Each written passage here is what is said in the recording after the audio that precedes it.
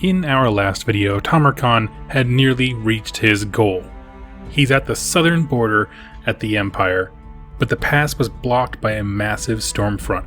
Now, under the council of the Legion of Asgore, the Chaos Dwarves, they travel through an abandoned dwarven stronghold, one they believe will bring them through the Black Mountains. There are scant reports of goblin interference, but really nothing significant, and that's right where the story picks up. The Horde is moving swiftly in a well-organized column through this dwarven hold, and they're relieved at how level the path is, which they kind of see as a very welcome reprieve from moving through the jagged mountains. However, as the army moves along, this corridor they're going through becomes more and more narrow, and the army, this huge horde of tens of thousands, has to stretch out for miles long. And then they start to notice that on the upper edges of this corridor, a few goblins poke out and take pot shots with arrows. Now, they're not super deadly, they're not showing up in mass, but a few arrows here and there have been doing casualties, and given the length of the horde as it's traveling through this corridor and the amount of time that they're having this happen, casualties do start to mount up. Even then, though, it's still just considered an inconvenience because the storm, they figure, would have caused a lot more casualties. And as the day is drawing to an end, they come into a large chamber. Like, this is a colossal main grand chamber in this dwarven stronghold. And quite a ways into that chamber, they see something truly terrifying. It is a staggeringly large orcs and goblins army. Thousands of leering yellow eyes belonging to night goblins. This is just a conglomeration army. There's goblins, giants, orcs, all kinds of beasts and chariots. This is truly a massive room that has an army inside of it. Now, at seeing this, Tamurkhan halts. He stops everything, and he's kind of doing the math in his head, because his numbers count for very little when most of his army is still pinned inside this corridor. And there's this pause, and he starts calling up his council. He wants his lieutenant and also Sail the Faithless to come up, like, what should we do here?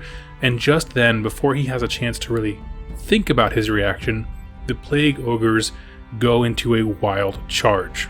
They are starving, and they see this army of orcs and goblins as a free buffet.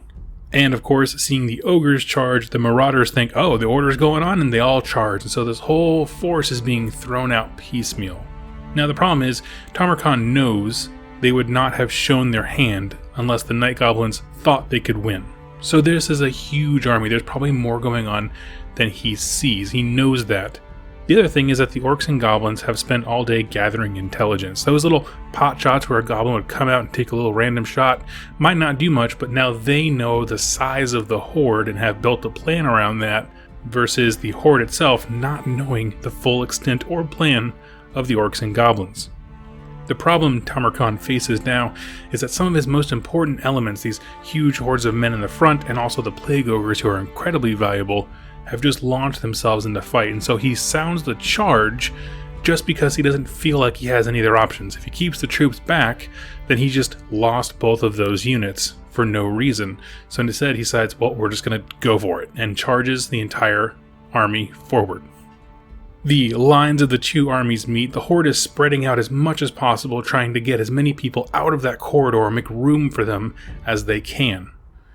And this battle is described as being very insane. There's arrows flying, there's green lightning as the shamans are whipping off lightning blasts, there's rocks being thrown by giants, wolves are unleashed. Tamurkhan jumps into the center to really do the best. He's trying to just thrash as many orcs and goblins as he can to try and level the playing field between the army in front of him and the meager troops he's able to get out of that corridor. And at that moment, everything changes, because lightning starts to burst in the sky, and there's these colossal explosions that this entire chamber echoes. And as Tamurkhan's looking around to figure out what's going on, he realizes that along this corridor they've just spent the day walking through, there are these great stone statues lining the sides. And indeed, there's some in this big antechamber as well. These great statues were detonated somehow, so they came in and collapsed on the horde itself when it stretched out in this huge line. Behind those statues are small warbands of cave trolls and night goblins. So now there's not just one battle line, but dozens, because they've split up the horde into dozens of fractured little self-contained fights and armies, and the Night Goblins and Orcs are everywhere. And the book right here simply points out this is clearly the worst trial they've faced so far.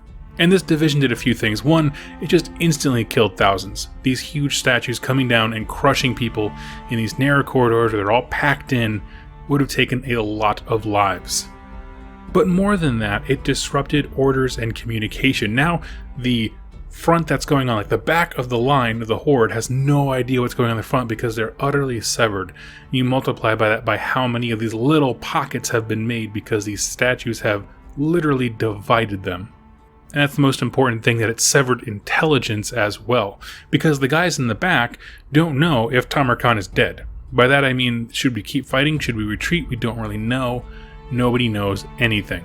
And if you're in any of those little divisions that were just created in the center, you have nowhere to go. It doesn't matter what the fight is going on. And I'm going to fast forward just a little bit here because it is really a big fight. They go into a lot of detail, and I find those details very exciting to read, but not so much to really recount.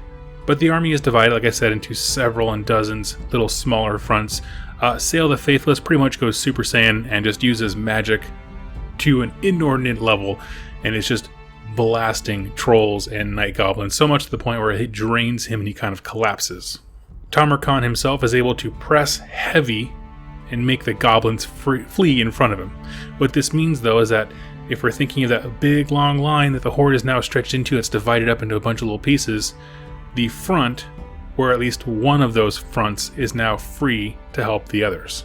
And slowly over time, the Horde is able to repel pretty much all aspects of the army. Once you break the morale of one part of an Orcs and Goblins army, the rest of it tends to flee. But here's the thing, the cost of doing this is critical. There are thousands dead or injured. The stone pillars that divide the army need to be crossed, and so they have to build these elaborate ramps to move war machines that the Chaos Dwarves brought, the things they desperately need to take large cities.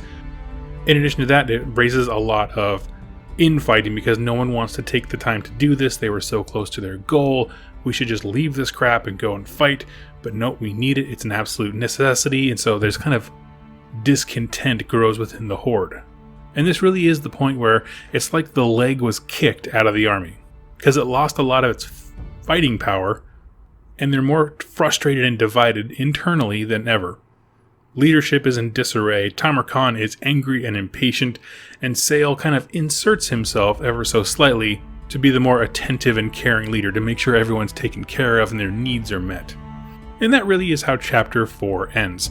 I'm going to dive right into Chapter 5 because, frankly, these stories are a little bit shorter in these two chapters and it made sense to just combine them. And Chapter 5 picks up really soon afterwards. The army is kind of gathering itself back together, they're reforming in that large chamber, and Tamurkhan holds a council of war. At this, there's a really cool scene where Sail uses magic to kind of create a cool three-dimensional map, and they realize that this corridor really is the gateway to the other side of the mountains, meaning they've actually made their goal. They are right there. The Empire is right in front of them, and even though they're likely aware of the Horde's presence, there probably isn't a full army mobilizing quite yet. It takes a lot of time for those things to happen. Now, based on their location, they figure out that the first available target is the city of Nome, which is a huge and famous city in the old world, particularly the Empire, obviously, and it's one of the spiritual and technological centers of the Empire. It has great factories for black powder weapons, and also large cults devoted to Sigmar. And so now they're getting pumped. They've taken a lot of licks to get here, obviously, and then now they're kind of going up with their battle plans. How are we going to take Nome? Because it's going to set the tone for how we can take the rest of the Empire's cities. And they draw up this really cool battle plan. They really just divide the remaining Horde into three fronts. Tamurkhan will go with the most direct route straight to the gates. Sail will lead his Dolgans, the area he came from, in from the west. So he'll have a lot of the marauders and war mammoths and knights, the things that are meant to clear out the smaller towns, a lot of infantry heavy aspects, and also him being a powerful wizard. And the Chaos Dwarves will come in on the other side, where they will take the smoothest route over on the east, because it makes it easier to move the cannons and heavy weapons. So they're going to make this three-pronged attack and devastate the city of Nome. Now, the book takes a moment to say that the Horde is only 1/3 of its original size when this story started. And even after you add in giants and plague ogres and chaos dwarves. That being said, still tens of thousands remained, which can you imagine how large this horde must have been towards the beginning of this story. Now, as this remnant of the horde is moving, they grind through these little petty towns on the way to Nome pretty easily. The pace is terrible, the cannons can't keep up, the army's kind of getting strung out across the landscape, but they make it to the city of Nome in 21 days after leaving the mountains. And they are immediately intimidated by these thick, tall walls of the city.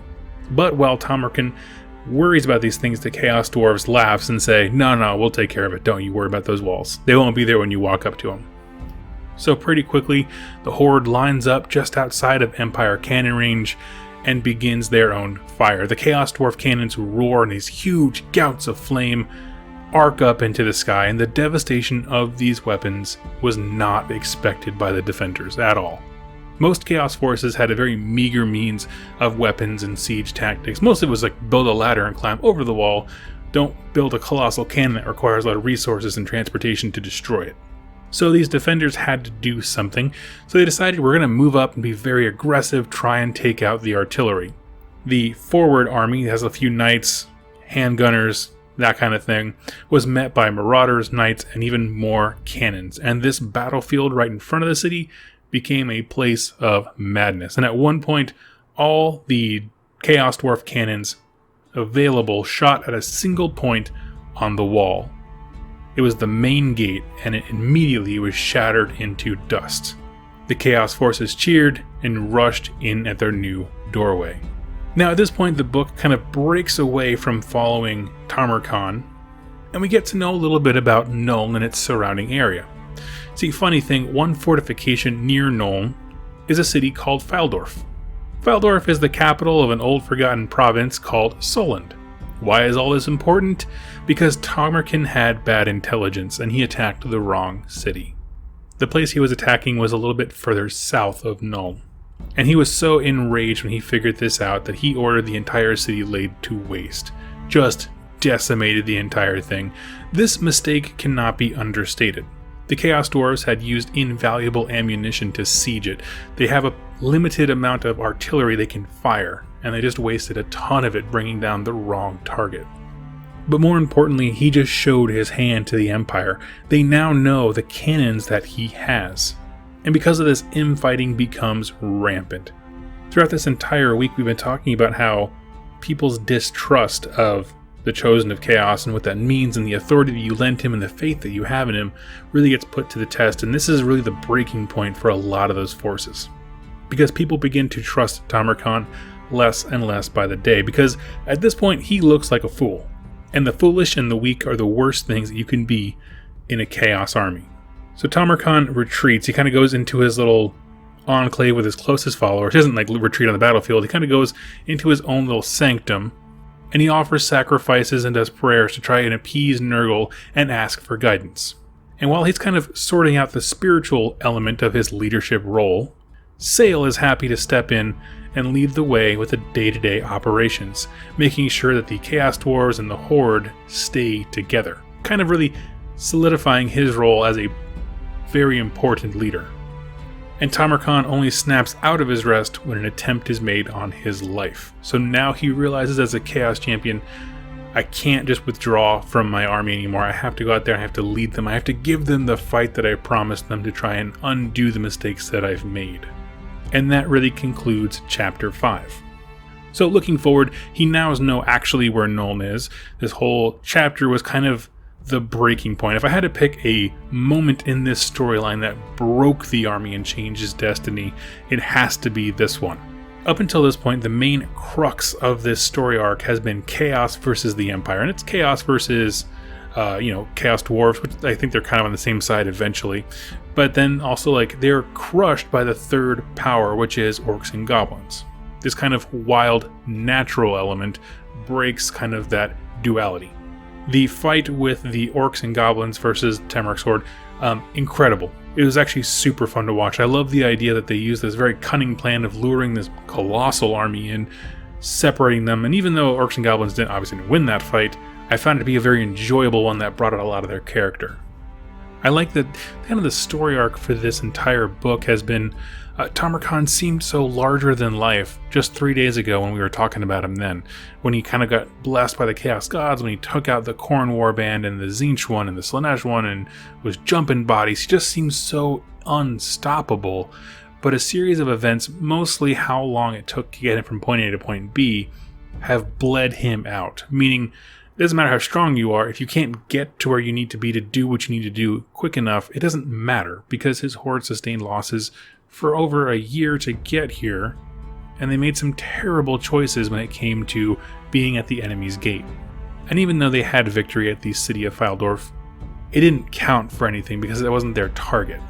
It was mismanagement. And when I love to see stories like this, like I love the Chaos Champion's journey, the path to glory, as it were. Back when Path to Glory meant just Chaos people, not just everyone in a skirmish size game. What I love is that this is the kind of story that weeds out true champions, the ones that are remembered from those who are quickly forgotten. And from stories like this, maybe his lieutenants and things like that will also be on their own personal story. And so tomorrow we're going to come back and we're going to wrap up the fate of the Tamurkhan Horde. If you've enjoyed this video, please give it a like and subscribe. I would really greatly appreciate it if you would share this with someone who you know appreciates Nurgle or the Old World or anything like that. I do want to say that my patron who loaned me this book reached out to me. His name is Rasmus, and he is a really cool dude. Hope I pronounced that right. He's from a different country than I am, so sometimes pronunciations are difficult. But I can't stress enough how appreciative I am for the opportunity to cover such a cool book, because I never would have held something of this high quality before if it wasn't for him. So thank you all so much for watching. Look forward to seeing you in tomorrow's video.